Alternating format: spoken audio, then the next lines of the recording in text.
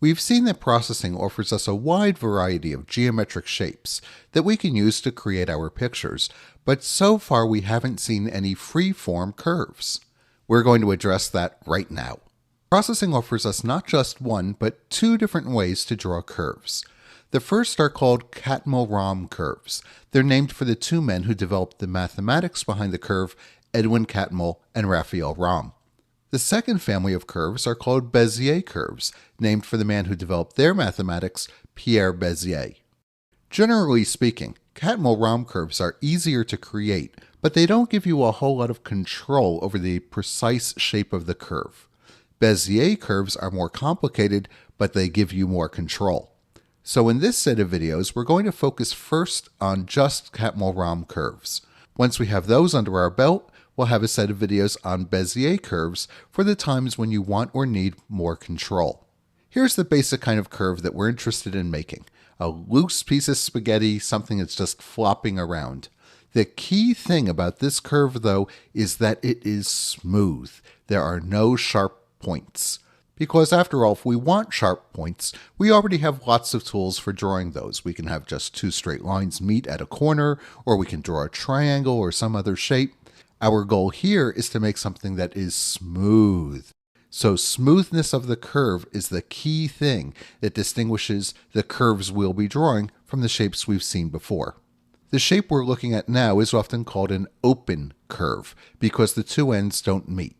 This is a closed curve where the two ends do meet like a rubber band.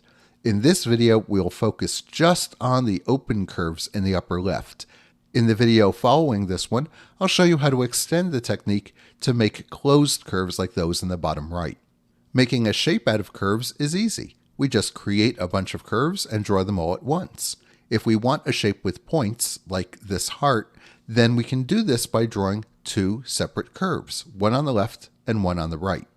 Curves are basic geometric shapes, just like rectangles and triangles and lines, so we can change the color and the weight of the strokes that we use to draw them, and we can fill them if we want. Curves have another great trick up their sleeve, which is controlling motion. Here I'm drawing an open curve and a star in the upper left.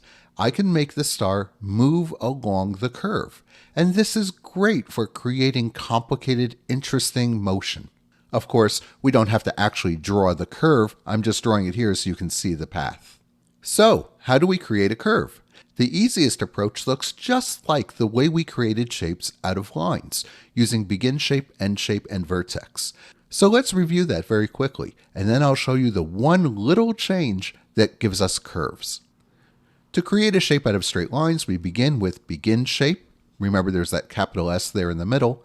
And then we have a series of calls to vertex. Vertex takes two values, x and y, and that locates a point somewhere on the screen. Well, we call vertex over and over with the x and y of each point, and we do that for as many points as we happen to want until we reach the last point, in this case 5. So I have 6 points in my shape. Now we call end shape, and processing draws straight lines from the first vertex to the second to the third to the fourth, and so on, all the way around the shape.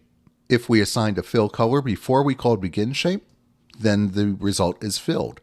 Notice that the fill seems to have an extra line from vertex 5 to vertex 0. Of course, that's not really part of the shape, that's just fill trying to close the figure. If we really want a line from 5 to 0, we could have either repeated vertex 0 at the bottom of the list, or we can give the optional argument close to end shape. If we do that, processing will draw a final line from the last vertex back to the first one. So this is the basic way that we specify a bunch of vertices and draw straight lines between them. Now let's change it to make this into a curve. There's really just one change. I'm going to change the word vertex to the word curve vertex. Notice that curve vertex is a camel case word. The two words curve and vertex are being smashed together, so there's a capital V in the middle. So let's see what this does. Well, the vertices are still the same, so I'll draw them. And of course, they still have the same numbers, so I'll draw those. And now here's the curve that gets drawn in response to this code. There are two really interesting things about this curve. First, it is smooth. It goes through the points 1, 2, 3, and 4 in a smooth way, and the computer is responsible for creating that curve so it looks nice and smooth. The other thing is that points 0 and 5 don't seem to be included in the curve. They actually affect the shape a little bit, as we'll see in a moment, but this is one of the characteristics of Catmull Rom Curves. When you create a curve out of a list of vertices like this, the first vertex and the last vertex do not have the curve extended into them. In this case, the curve begins at 1 and it ends at 4, and 0 and 5 are these little orphans that we will see have a little bit of influence, but the curve doesn't go through them. That's just the nature of the curve. If we had 100 points, it would go through the middle 98 of them. The very first and the very last would not have the curve passing through them. Now, what if I called fill before I called begin shape? Well, the computer would just do the same thing as we saw before. It'll fill in the curve. And of course, there seems to be a line from the last vertex of the curve back to the first vertex of the curve. If we actually wanted a line there, then in exactly the same way as we did for straight lines, we'll give the optional argument close to end shape, and that will draw this line. But of course, that's not a curve, and now we're going to have sharp points at the beginning and the end. So this technique is really of limited use. Most of the time when you want the shape to be closed, you'll want to use a closed curve, which we'll see in the next video. Let's take a look at these kinds of curves in action. Here's a Catmull Rom curve made out of 6 points. I've drawn the points really big so we can see them, so let me make them small here. And you can see the curve that processing would draw in response to these 6 points, and it's beautifully smooth just like we want. So let's make these points big again. And I'll mention now that these points go by 2 different names. I've been calling them just points. Often they're called control points because they control the shape of the curve. Sometimes we also call them knots, just like a knot that you would tie in a piece of string. Now, technically, the words control point and knot refer to slightly different ideas, but informally, people use these terms interchangeably, and I'll do the same thing.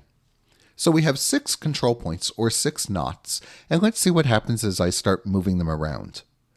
Notice that the curve is always updating to go through all 4 points, and it's always staying nice and smooth.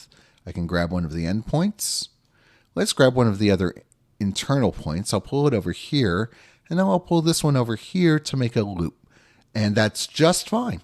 The curve doesn't mind going over itself. It doesn't mind making a loop-de-loop. I can pull this thing up around the other way, and notice that no matter what I do, it still stays nice and smooth, and it still passes through all 4 points. So let's talk about the 2 points at the beginning and the end. These 2 orphan points, this one here and this one here. What are they all about? Well, watch what happens to this end of the curve as I move the very first vertex. And you can see it's influencing the shape of the curve at the beginning of the curve. So I'm moving around vertex 0 right now, and I'm changing the shape of the curve as it comes out of vertex 1. By the same token, here's the last vertex, vertex 4, and then this is the last one I give to the curve, this is vertex 5, and as I move 5 around, it changes the shape of the curve at 4. So these 2 points at the very beginning and the very end influence the shape of the curve as it goes through its first point and its last point. But what really dominates the shape of the curve are the 4 points that are being used in its definition. Let's take a look at a curve with a lot of points. Here's a curve that's made out of 12 control points. I'll make them small so we can see just the curve itself. And notice again, it's beautifully smooth. The computer takes care of all the work of passing through all of the points we're giving it.